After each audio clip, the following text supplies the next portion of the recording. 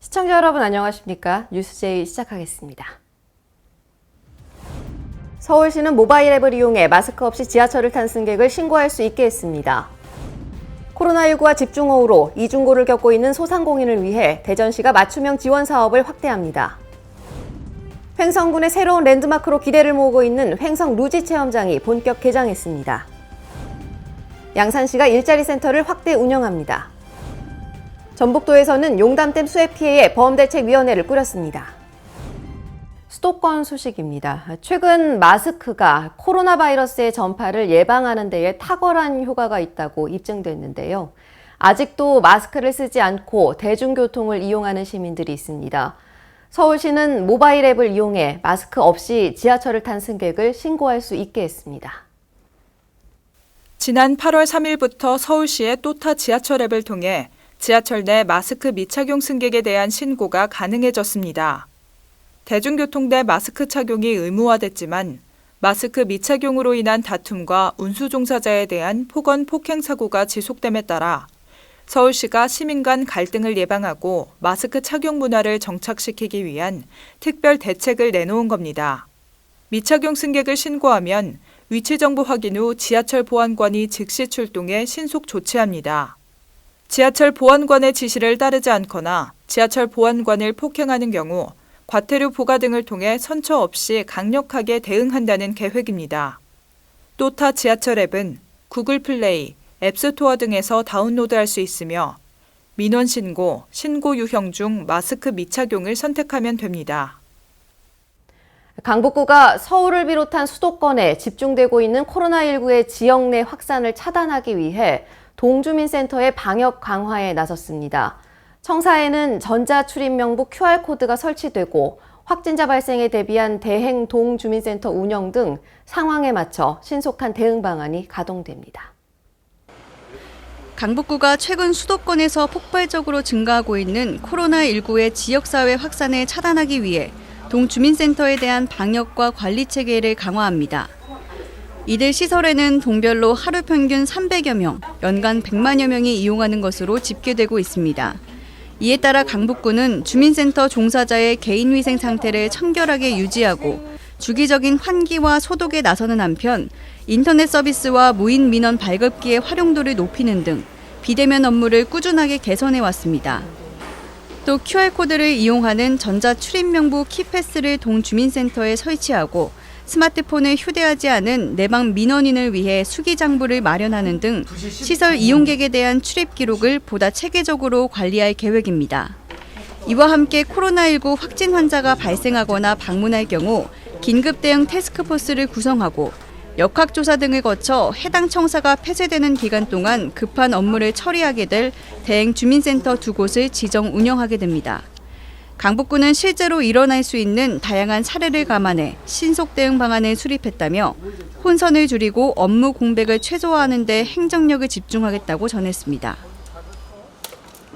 올해는 광복 75주년이 되는 해죠. 이를 기념해 홍대 축제거리에서는 뮤지컬 형식의 이색 패션쇼가 열렸습니다. 지난 8월 15일 오후 7시 홍대 축제거리에서 광복의 메시지를 담은 뮤지컬 형식의 이색 패션쇼가 펼쳐졌습니다. 광복 75주년을 맞아 열린 홍대 패션 콘서트는 희망의 메시지를 전달하는 코로나19 극복 프로젝트의 일환으로 기획됐습니다. 또한 패션쇼와 함께 패션을 매개로 한 다채로운 공연들이 어우러져 버스킹 형태의 콘서트로 진행됐습니다. 이번 콘서트는 총 33명의 패션 모델들이 무대에 올라 독립운동가 33인의 모습을 연상시켰습니다. 모델들은 오디션을 통해 선발된 실력 있는 각계각층의 전문가들로 키즈와 주니어부터 시니어 모델까지 다양한 연령층이 참여했습니다. 지역의 홍보대사는 그 지역을 대표하는 얼굴이 되는데요. 의왕시는 배우 이문식 씨를 홍보대사로 위촉했습니다. 지난 8월 13일 의왕시 홍보대사 위촉식이 열렸습니다. 의왕시 홍보대사로 위촉된 배우 이문식 씨는 영화와 다양한 방송에서 활약하고 있는데요. 그동안 의왕시 복지사각지대 발굴 홍보 캠페인에 참여하는 등 의왕시의 희망알림이 홍보대사로 활동하며 꾸준한 선행을 펼쳐온 바 있습니다. 이문식 씨는 의왕시 홍보대사로서 앞으로 의왕시를 알리고 시정을 홍보하는 활동을 이어나갈 계획입니다. 광역시 소식입니다. 코로나19와 집중호우로 이중고를 겪고 있는 소상공인을 위해 대전시가 맞춤형 지원 사업을 확대합니다. 대전시가 소상공인의 경영난 해소를 위해 마련한 맞춤형 지원 사업, 자영업 닥터제와 영세 자영업자 인건비 지원 사업을 추진합니다. 자영업 닥터제는 생업에 바쁜 소상공인들을 위해 찾아가는 맞춤형 컨설팅으로 진행되며 경영진단, 마케팅, 법률과 세무 등 전문 분야 종합 컨설팅을 통해 시설 개선 지원까지 이어지는 사업입니다. 참여를 희망하는 업체는 9월 30일까지 한국경영기술지도사회 대전세종 충남지회로 접수하면 됩니다. 또한 영세자영업자 인건비 지원 사업은 2020년 1월 1일 이후 신중년 인력을 신규 채용하고 현재까지 고용을 유지하고 있거나 고용 후 3개월간 고용을 유지하면 업체당 1명에 대해 150만 원을 지원하는 사업입니다. 신청은 10월 30일까지 대전경제통상진흥원 홈페이지를 통해 가능하고 선착순 접수 중입니다. 광주시가 지난 7일부터 이틀간 내린 집중호우로 재산 피해를 본 광주 지역을 특별 재난 지역으로 선포해달라고 정부에 건의했습니다. 지난 9일 광주시는 호우 피해 점검을 위해 광주를 찾은 정세균 국무총리와 함께 서구 영산강 홍수 통제소를 시작으로 농경지, 농업기반시설, 주택, 상가, 공공시설 등 집중호우 피해 현장을 둘러봤습니다. 또한 지난 7, 8일 광주에 내린 역대 최고 수준의 강수량으로 인해 시민들의 피해가 큰 만큼 특별재난지역으로 선포돼서 공공시설이나 사유시설을 복구하는 데 국비 투입이 시급하다고 강조했습니다. 8월 9일 18시 기준 총 피해 건수는 1249건이며 공공시설 603건, 사유시설 646건의 피해가 발생했습니다. 그중 79%인 989건을 복구하였고 나머지는 응급복구 중에 있습니다. 이에 대해 정세균 국무총리는 특별재난지역 기준을 지역 입장에서 판단하고 기준에 맞게 신속하게 지정해 복구가 이뤄질 수 있도록 최대한 지원할 것이라고 말했습니다. 네, 다음은 강원도 소식입니다. 강릉국제영화제가 독립법인으로 공식 출범한 가운데 올해로 제2회를 맞이하는 영화제가 성공적으로 열릴 수 있도록 준비에 박차를 가하고 있습니다. 강릉국제영화제의 독립성과 자율성을 강화하기 위해 영화인 등이 중심이 된 민간 독립법인이 출범했습니다. 법인 명칭은 사단법인 강릉국제영화제로 정하고 김동호 조직위원장을 초대 이사장으로 선출했습니다. 현재 지역 기반의 영화 제작 활성화를 위한 다양한 사업을 추진 중이며 올해 영화제에 다채로운 프로그램과 이벤트를 준비할 계획입니다. 독립법인으로 새 출발하는 제2회 강릉국제영화제는 11월 5일부터 14일까지 강릉아트센터를 비롯한 강릉시 일원에서 열립니다. 평창군이 농특산물 수출 분야를 지원하고 있는데요. 수출 농가와 수출 업체 등에 1차로 4억 4,300만 원을 지급했습니다. 평창군은 수출 농가의 경우 표준 물류비의 9%를, 수출업체의 경우 표준 물류비의 6%를 지원하고 가공업체와 농업 경영체에는 농산물 수출 상품 선별 포장비를 지원합니다. 이에 따라 평창군은 2019년 11월부터 올해 6월까지의 수출 선분에 대해 1억 8,100만 원을, 농산물 수출 상품 선별 포장비 예산 13억 7,900만 원 중 2억 6,200만 원을 8월 초에 1차 지급했습니다. 한편 올해 상반기에는 메밀 가공품, 식혜, 나토, 김치 등 가공식품의 수출이 약 49톤가량 증가해 전체 농특산물 수출량 1,300여 톤 중에서 약 50톤으로 약 3.8%를 차지했습니다. 횡성군의 새로운 랜드마크로 기대를 모으고 있는 횡성 루지 체험장이 지난 12일 횡성 군민과 방문객들의 큰 관심 속에서 본격 개장했습니다. 우천면 오월리와 안흥면 안흥리 일대 2.4km 구간으로 조성된 횡성 루지 체험장이 지난 12일 개장했습니다. 일반 방문객들을 대상으로 하는 정식 개장에 앞서 장신상 횡성군수 및 도군의원, 각급 기관단체장, 읍면 사회단체장 및 지역주민 등 300여 명이 참석한 가운데 횡성 루지 체험장의 본격적인 개장을 축하하는 기념식이 열렸는데요. 횡성 루지 체험장은 지자체가 직영으로 운영하는 최초의 유원 놀이시설로 국내 루지 체험장 중 최고의 자연 친화적 코스로 평가받고 있습니다. 개장식에서는 루지체험장 조성 경과보고 및 주요 내빈 축사에 이어 지역의 수건이었던 루지체험장 개장을 기념하는 개장 세리머니가 진행됐습니다. 기념 행사에 이어 참가 내외빈과 함께하는 루지체험 행사가 이어졌는데요.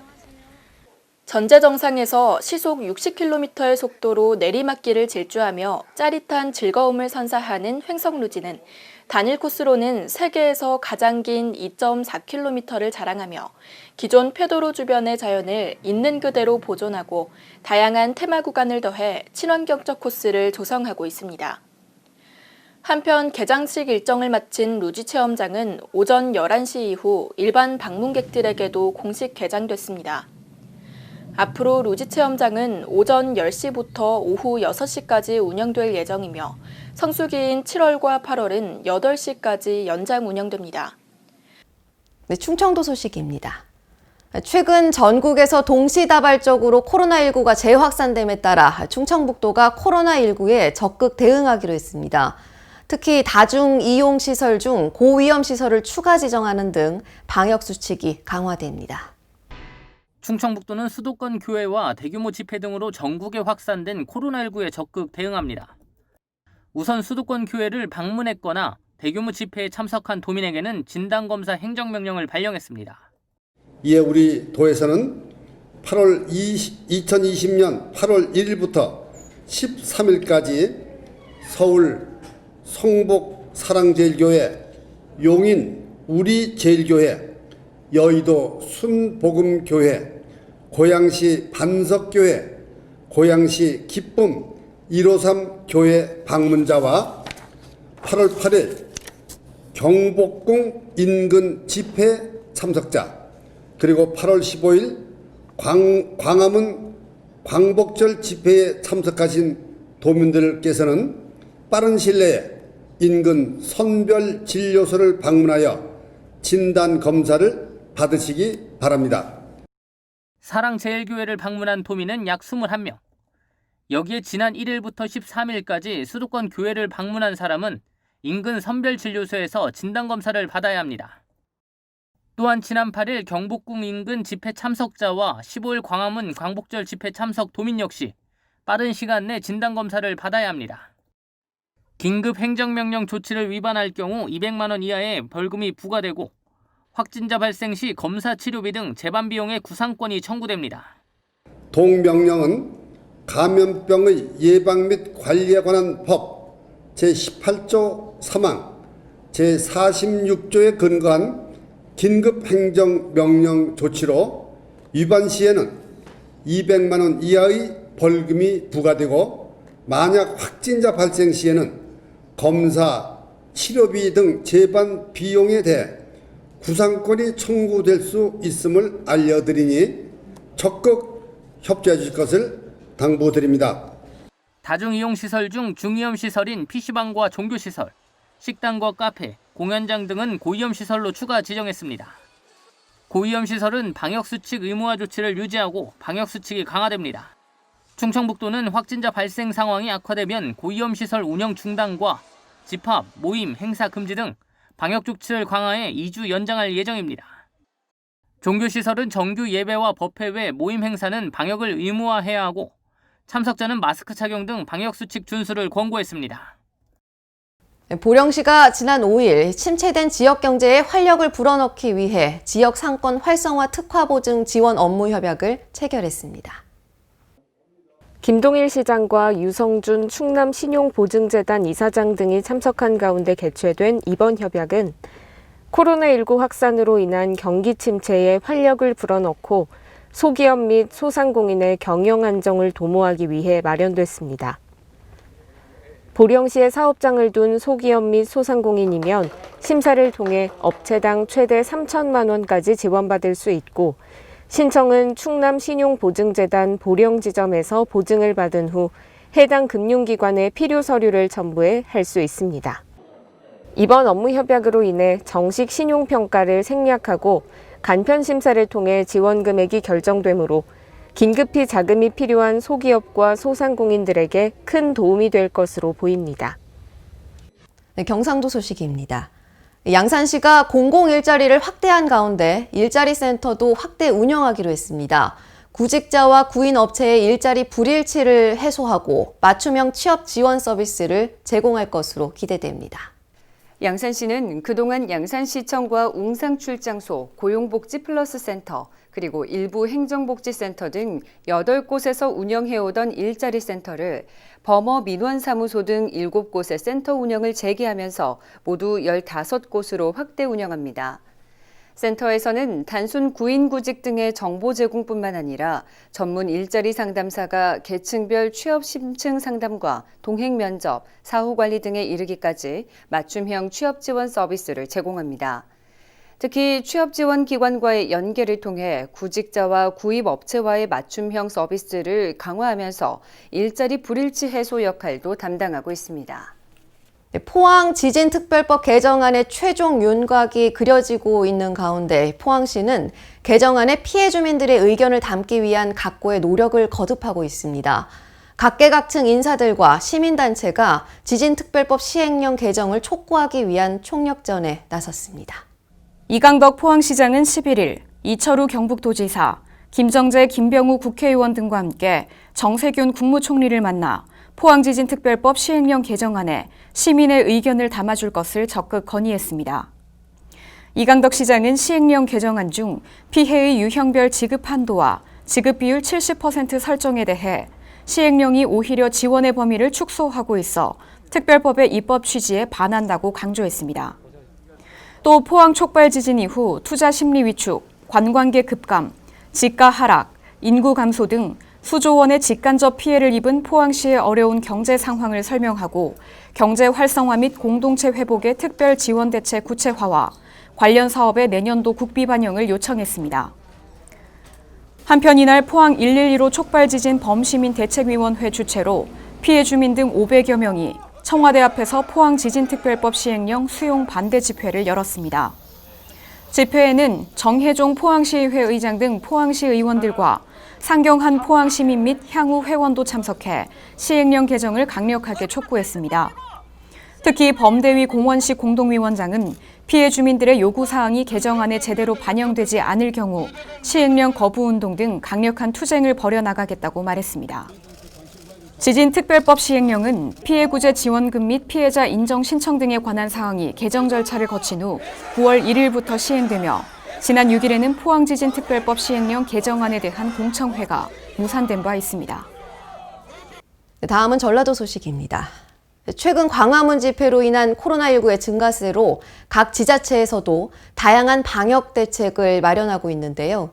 군산시에서는 집회에 참석한 군민에게 검역에 적극 협조해달라고 전했습니다. 보도에 황인아 기자입니다. 군산시가 지역에서 코로나19 확진자가 발생함에 따라 8.15 광화문 집회에 참석한 시민과 가족들에게 선별진료소를 방문, 코로나19 검사를 받을 것을 당부했습니다. 이는 군산시 거주자 A씨가 지난 15일 광화문 집회에 참석 후 17일 코로나19 양성 판정을 받음에 따른 조치입니다. 군산시에 따르면 전북 46번 확진자 A씨는 지난해 11월부터 8월 14일까지 서울 사랑제일교회에서 지내다가 14일 서울에서 군산으로 내려온 것으로 조사됐습니다. 문제는 A씨가 이용한 관광버스는 총 3대가 이동했으며 본인과 동승한 시민은 30여 명이라고 진술을 했다지만 개별 이동한 시민은 파악조차 되지 않고 있기 때문입니다. 강임종 시장은 군산으로의 유입을 차단하려면 시민들의 협조가 중요하다면서 특히 사랑제일교회와 광화문 집회에 참여한 시민과 가족들은 반드시 선별진료소를 방문, 코로나19 검사를 받아달라고 당부했습니다. 지금까지 전북에서 황인아였습니다. 완주군에서는 지역 주민의 독서 문화 활성화를 위해 영어 독서 특강과 도서 강연 등 다양한 프로그램을 지원합니다. 강석훈 기자입니다. 완주군이 9월 독서의 달과 도서관 주간을 맞아 지역 주민의 독서 문화 활성화를 위해 다양한 프로그램을 진행합니다. 군은 오는 9월부터 장기적인 교육의 자기주도 영어 독서 특강과 도서 강연 등 다양한 프로그램을 진행할 예정입니다. 이 밖에도 상시 프로그램으로 그림책 원화 전시, 과어로 잡지 무료 배부와 비대면 행사를 통해 시민들의 독서 관심을 높인다는 계획입니다. 완주군 관계자는 코로나19로 힘들어하는 주민들에게 독서가 작은 위로와 힘이 되길 바란다며 행사가 안전하게 진행될 수 있도록 방역과 안전수칙을 최우선으로 하겠다고 말했습니다. 지금까지 전북에서 강석훈이었습니다. 8월 초 수해 여파가 아직도 이어지고 있습니다. 전북도에서는 용담댐 수해 피해의 범대책위원회를 꾸렸습니다. 황인아 기자의 보도입니다. 전북 진안군 용담댐 방류로 수해를 입은 전북 무주군, 충남 금산군, 충북 영동 옥천군이 범대책위원회를 꾸려 공동대응에 나서기로 했습니다. 피해 지역 4개 지자체에 따르면 18일 충북 영동군청에서 4개군 군수, 도의원, 군의장, 주민대표 등 28명으로 구성된 범대책위원회 출범식을 열었습니다.